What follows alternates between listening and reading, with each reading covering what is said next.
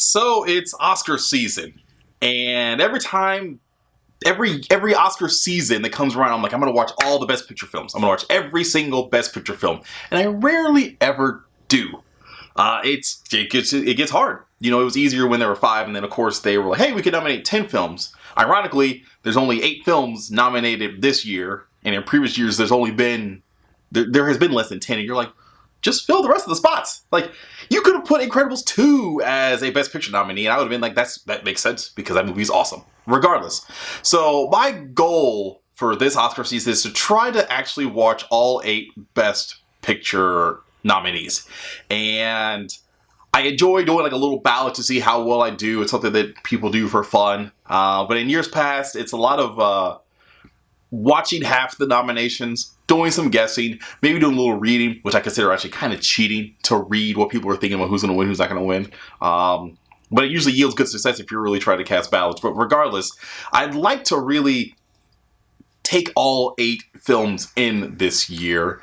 And of course, there's other films that you could say should have been included, but we won't go down that road. Regardless, it'll be nice to kind of challenge myself to actually somehow watch all 8 films.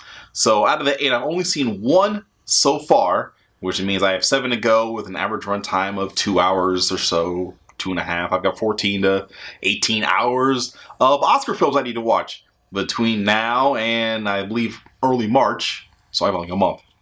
And it's not as if I won't have things I need to do, but you know what? Hey, that's the whole point of sometimes you have some goals. You do a little bit of struggling, but you shouldn't really call it a struggle to like say, hey, I'm going to watch some movies and enjoy myself.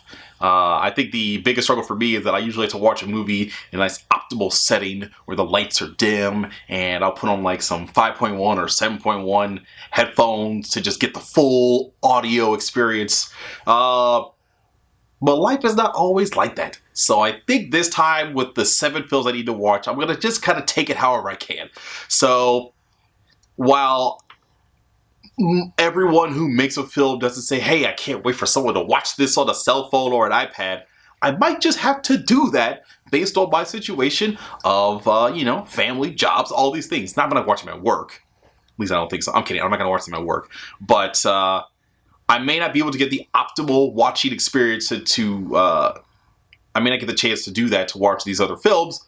But that's okay, because so much can still be conveyed through a film, through a story, through different mediums. I mean, that's the beauty of technology now. So again, while these directors and filmmakers may not have made these films in the thoughts of you watching it on your cell phone or whatever, if you rent a film and you have to watch it on your phone while you're rocking a baby to sleep or something, like I have to do sometimes, that's just how you gotta watch the film.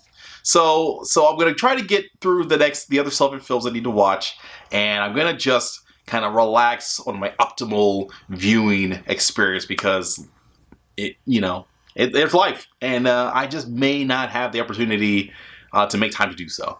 That doesn't take away from the films and what they can invoke in me emotionally, and how they'll inspire me as well. So that's my goal for the next few weeks. And feel free to let us know what films out of the 8 you've seen and liked or disliked, your thoughts there. And also, what other films would you have included? Because they could have put 2 more films in, and they didn't.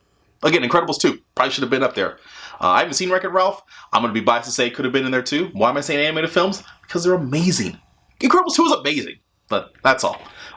Till next time, good luck with your Oscar viewing.